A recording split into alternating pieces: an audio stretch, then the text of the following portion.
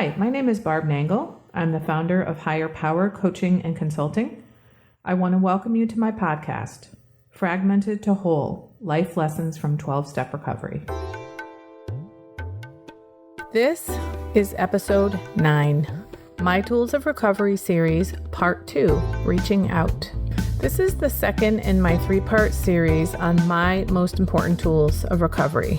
As a reminder, my number 1 tool is pausing, my number 2 tool is reaching out, and my number 3 tool is focusing on me. Today's topic is reaching out. My next episode will deal with focusing on me. For me, reaching out means both reaching out to other humans as well as reaching out to my higher power. I'm going to begin by talking about reaching out to humans. Somehow, I grew up with the notion that I had to do everything myself, that I wasn't allowed to or not supposed to reach out to others to ask for help. It was just not an option for me to ask for help. In fact, I was the helper, the fixer, the rescuer. God forbid I should tell somebody I needed help. One of the things I've learned in recovery is that we are compulsive and obsessive in isolation, and we heal in community. That means we need to reach out to others and to allow them to see us and to be connected to us. And eventually, we need to be vulnerable with them if we're truly going to heal. The first time I did the steps in one of my programs, we didn't have any sponsors in our area, so a group of 4 of us did the steps together. What's interesting is that in that group, I told them one time, I was going to call one of you guys when I was really upset, but I talked myself out of it. And it turned out that all of us were doing that. Each of us would have the impulse to reach out after we learned that was a thing that people do in recovery. But then we'd talk ourselves out of it. So we made a pact in this group that the next time any one of us thought that we were going to reach out to someone else, we would not talk ourselves out of it. And then none of us did it. None of us reached out. We didn't follow the pact. And that's how difficult this stuff is. Even though we talked about it, we acknowledged it as a group and made a pact not to do it. None of us reached out to the others. We still couldn't follow through on reaching out to other people. And then eventually we did start to reach out to each other one by one. For me, before I started reaching out to others, I'd always think, what are they going to do anyway? So let's say, for example, that I was crying. I'd think, what are they going to do? I learned so many things from reaching out for others. For one, help is awesome. I love help. I've always known that about giving help. I just didn't know that about getting help. And let me tell you, it is awesome. I learned that I don't actually have to know everything, and other people often have really good ideas. It's really good to get other people's perspectives. I've also learned that it's not weak to reach out to other people. And in fact, even if it was weak, being weak is okay. It doesn't mean that there's something wrong with me or that I'm inherently flawed or that I'm completely broken and unfixable or whatever other awful thing that I used to think. I've also really learned that I am not alone. In my case, none of this thinking was at the level of conscious thought. It was all below my consciousness. I actually think of it as subterranean, like below subconscious.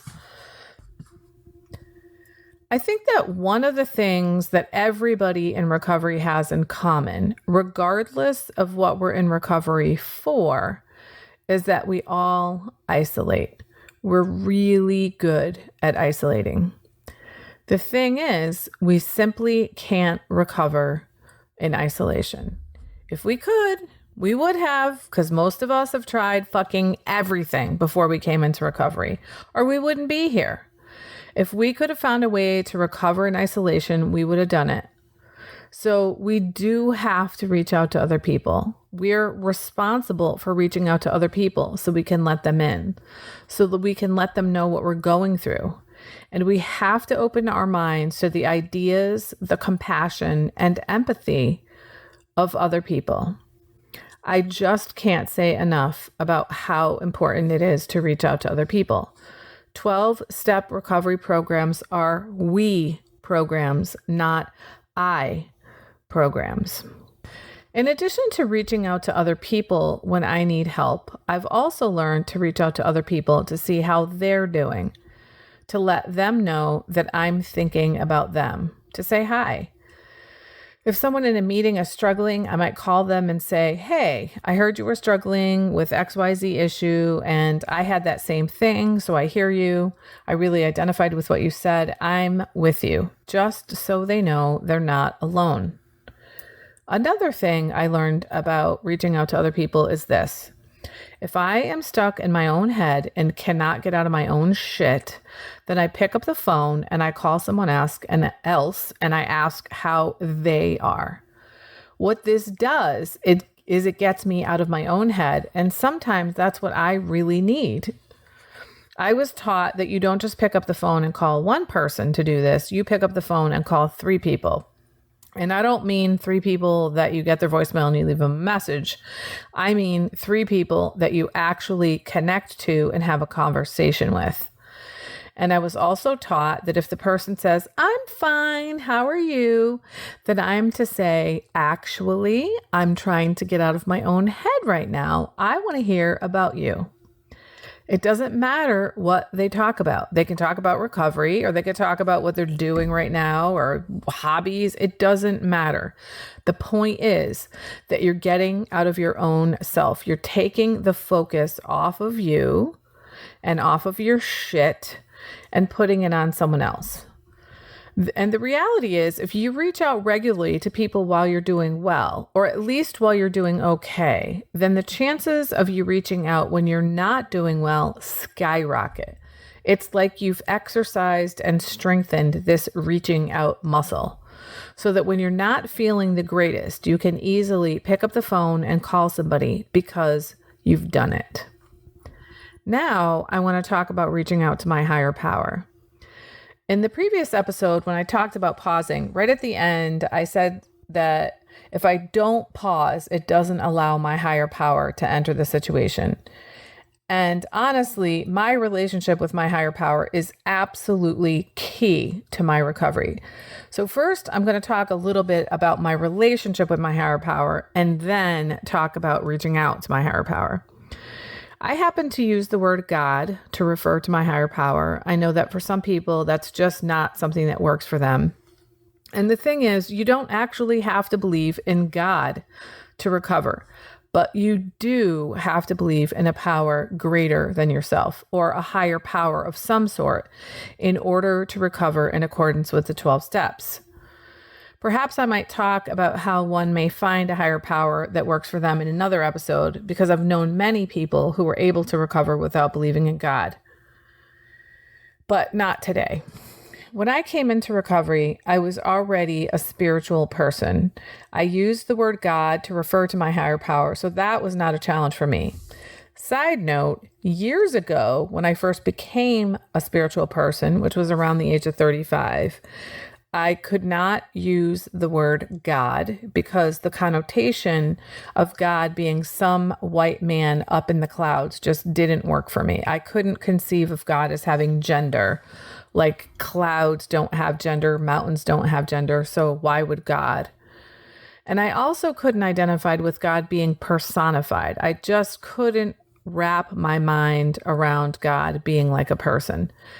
But over time, I've shed that baggage about the word and now use the word God because it's expedient. What I care about is my relationship with God, not what other people think about it. Because remember from my earlier episode, I care more what I think of me than what others think of me. So if someone really wants to know what I believe about God, then they can ask me and they can engage me in a conversation about that. Anyway, as a result of my recovery, my relationship with God has been utterly transformed. What I mean by that is that I use God now in ways that I never used God before. I turn my will and my life over to God multiple times a day. I say certain prayers in the morning, afternoon, and evening, and I often say them in between as well. This is my conscious contact with my higher power that's mentioned in step 11. I'm continually turning my will and my life over to the care of God, asking God to show me his will for me and give me the power to carry that out.